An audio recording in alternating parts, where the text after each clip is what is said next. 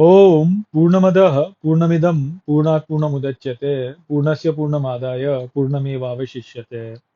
ओम शांति शांति शांति।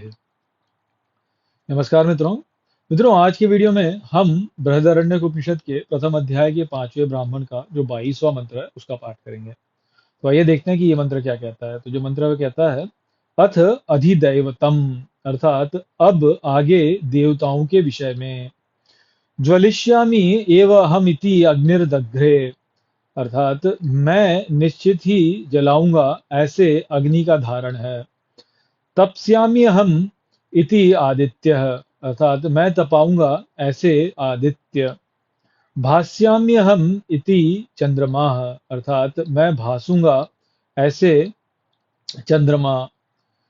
एवं अन्य देवता यथा देवतम, अर्थात इस प्रकार से अन्य देवताओं के अनुरूप दिव्यता है। स यथेषां प्राणानां मध्यमः प्राणः, अर्थात वह जैसे इन प्राणों का मध्यम प्राण है। एवं एतासां देवतानां वायुः, अर्थात इस प्रकार से देवताओं का है वायु। निम्लोचन्ति ह अन्य देवताः, अर्थात अन्य देवता अस्त ही होते हैं। न वायु, अर्थात वायु नहीं होता। सैषा न अस्तम इता देवता यद वायु, अर्थात वह देवता जो अस्त नहीं होता वह वायु है। तो यही यहाँ पे पूरा मंत्र है। और यहाँ पर जो है देवताओं के विषय में बताया जा रहा है कि अब देवताओं के विषय में बताते हैं कि उनके किस प्रकार से व्रत हैं। तो बोलते हैं कि जो अग्नि है उसने जो है ये ही व्रत लिया कि मैं जलाऊंगा। जो आदित्य है उसने ये व्रत लिया कि मैं तपाऊंगा। और चंद्रमा जो है उसने व्रत लिया कि मैं भासूंगा। इसी प्रकार से सभी अन्य देवताओं ने अपना अपना व्रत लिया। पर जिस प्रकार से हमारे शरीर में जैसे मध्यम प्राण की एक अवस्था है कि कर्म जो है वह मध्यम प्राण के बिना नहीं हो सकता, सब कुछ अस्त हो जाता है, किंतु मध्यम प्राण जो है वह नष्ट नहीं होता। वह एक शरीर से दूसरे शरीर से तीसरे शरीर चौथे शरीर सब में जाता रहता है। ये सभी जो चीजें हैं बाकी जो भी कुछ है वो अस्त हो जाती हैं। हमारे नेत्र अस्त हो जाते हैं, हमारे श्रोत्र अस्त हो जाते हैं, हमारे बोलना अस्त हो जाता है, हम सो जाते हैं या हम बंद हो जाते हैं या हम मर जाते हैं, तब ये अस्त हो जाता है। परंतु प्राण कभी अस्त नहीं होता, ये हमने पिछले मंत्र में समझा। तो यहाँ पे बोल रहे हैं कि जिस प्रकार से वह मध्यम प्राण है हमारे शरीर में, ठीक उसी प्रकार से देवताओं में वायु है कि सभी देवता अस्त हो जाते हैं, किंतु जो वायु है वह कभी अस्त नहीं होता, वह रहता है निरंतर। तो ये तो हम देख ही सकते हैं। देखिए अपने चारों ओर संसार में आप देखिए, आप यदि अग्नि को प्रज्वलित करेंगे तो अग्नि थोड़े समय में जल के बुझ जाएगी। या सूरज जो है वह उगता है और फिर अस्त हो जाता है। ठीक इसी प्रकार से चंद्रमा जो है वह भी उगता है और अस्त हो जाता है। या अन्य जो भी देवता हमारे होते हैं उनके साथ में भी ऐसा ही होता है। जैसे जो जो समुद्र है उसमें भी ज्वार भाटा होता है कि ऊपर उठेगा फिर नीचे जाएगा, फिर ऊपर उठेगा फिर नीचे जाएगा। या जैसे आप नदियों को देखें तो नदियां भी जो है उनमें भी उतार चढ़ाव होता है, ऊपर जाते हैं नीचे आते हैं, ऊपर जाती हैं नीचे आती हैं। कई बार नदियां इधर से उधर सूख भी जाती हैं। या पृथ्वी पर आप देखें तो सागर जो भी हैं हमारे, वो भी इधर से उधर, वो भी उनमें भी परिवर्तन होता रहता है। पर्वत जो है वह भी जो है ढह के नीचे आ जाते हैं, नदियां काट देती हैं उनको। तो सभी कुछ वास्तव में जो है यहाँ पे इसी प्रकार से होता है। परंतु जो वायु है वह तो वैसा का वैसा ही है ना, वह नहीं होना अस्त होता, वह उसमें परिवर्तन नहीं होता।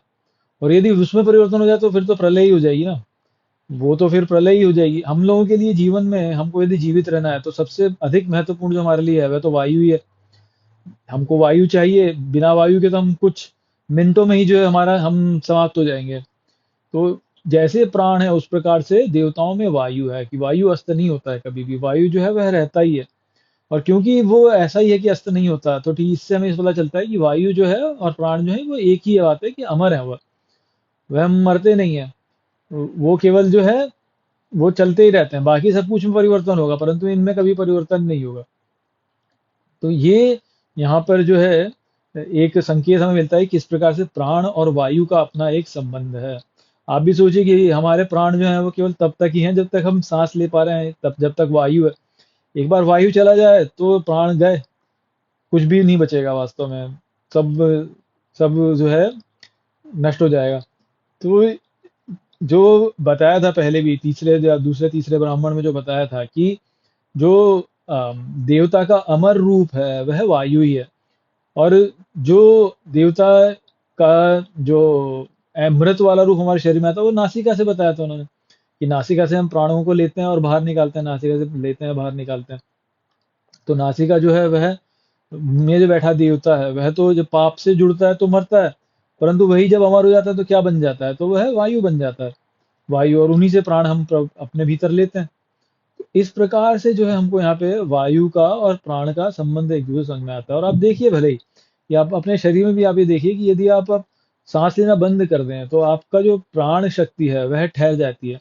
प्राण शक्ति ठहरते ही मन की जो गति है वह धीमी हो जाती है, तुरंत तुरंत मन की गति धीमी हो जाती है। तो ठीक आपके मन में जो विचार जो आप जो चल रहे थे बहुत तेजी से, वह सभी जो है धीमे हो जाते हैं। तो इससे जो हमें ये पता चलता है कि जो प्राण है और जो वायु है उनका अपना सीधा सीधा संबंध है, कि हमको शरीर में चलाने के लिए ऊर्जा चाहिए, ऊर्जा के लिए हमें प्राण चाहिए। और यदि वो प्राण नहीं आते हैं तो फिर हमारे लिए समस्या होती है। और उनका जो सबसे मूल है, जो हमको जहाँ से कि वो प्राण प्रवेश होता है, वह वास्तव में वायु से ही है।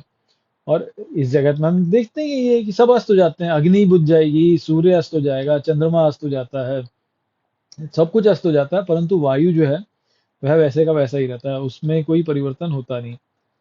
तो ये हमको इस यहाँ से बताता है कि वायु में और जो जो प्राण है उसमें किस प्रकार से संबंध है, और किस प्रकार से हमारा जो शरीर है और जो बाहरी संसार हम देखते हैं उसमें भी एक एकता है, कि जो हमारा शरीर है वो इस ब्रह्मांड पर प्रक्षेपित किया जा सकता है। जो देवता हम बाहर देखते हैं वही देवता हमारे भीतर भी है, इस शरीर में भी वही देवता विद्यमान है, हमारे शरीर में भी वही देवता विद्यमान है। और देखिए हनुमान जी जैसे बोलते हैं, हनुमान जी को बोलते हैं कि वह कभी मरते नहीं है। और क्यों नहीं मरते हैं? क्योंकि वह वायुपुत्र हैं। तो वायुपुत्र क्यों है? इसी कारण से, क्योंकि वह प्राण ही है। हनुमान जी जो है वह प्राण का ही स्वरूप है, तो वो कभी मरते नहीं है, पर वो रहते धरती पर ही है। कहते हैं ना कि जब भगवान साकेत लोग गए, राम भगवान जब साकेत लोग गए तो हनुमान जी यहीं रुके, बोले कि नहीं मुझे तो राम कथा यहाँ पे सुननी है, तो इसलिए मैं तो यहीं रहूंगा, पृथ्वी पर ही रहूंगा। तो वो क्या बात है, वो यही है कि हनुमान जी जो है वो प्राण है, प्राण वायुपुत्र प्राण ही है वो, जो कि यहीं पर है वास्तव में। तो इस प्रकार से हमको ये भी समझ में आता है। और दूसरी बात और भी क्या, जैसे देखिए महाभारत में जो है भीम ने जो है जरासंध को का वध किया था। तो वो भीम को बहुत शक्तिशाली बताया जाता है कि भीम बहुत ही शक्तिशाली थे। क्यों थे? क्योंकि वह भी वायुपुत्र हैं। वृकोदर भी बोला गया है उनको कि इतना ज्यादा भोजन खाते हैं। क्यों खाते हैं? क्योंकि प्राण तो सब कुछ जला के नष्ट करता ही है ना, तभी तो प्राण कार्य करता है। तो वहां से भी हमको पता चलता है। जरासंध में शब्द का यदि अर्थ देखें हम, तो जरा का अर्थ क्या होता है? बूढ़ा हो जाना। संध अर्थात संधि करने वाला, तो जो बुढ़ापे से संधि कर दे वो जो है वो जरासंध है। तो प्राण ही है जो कि ऐसे को नष्ट कर सकता है, क्योंकि प्राण तो कभी बूढ़ा होता ही नहीं, क्योंकि प्राण कभी मरता ही नहीं। तो यहाँ से भी हमको ये पता चलता है कि किस प्रकार से वायु और प्राण का संबंध है, कि हमारे शरीर में जो वायु का जो और प्राण का जो स्थान है देवताओं में, उसी प्रकार से वायु का स्थान है। और इसीलिए वायु को मातरिश्व कहा जाता है, क्योंकि प्राण ही है जो कि सबको भरता है ना, प्राण ही है जो सबको भरता है। और प्राण कहाँ से आता है? वायु से आता है। तो मातरिश्व इसीलिए कहा गया है कि माता में भरने वाला। माता अर्थात ये जो जगत जो है, ये या जो शरीर जो भी इसमें भौतिक है, वो और उसमें जो शक्ति भरने वाला है वो तो क्या है? तो वो है प्राण ही है वास्तव में, जो कि वायु ही है। इसलिए उसे मातरिश्वा भी कहा जाता है। तो वो विचार था यहाँ पर। आशा करता हूँ कि मैंने इस मंत्र को आपको अच्छे से समझा दिया होगा। चलिए इसी के साथ इस वीडियो को यहीं पे समाप्त करते हैं। नमस्ते।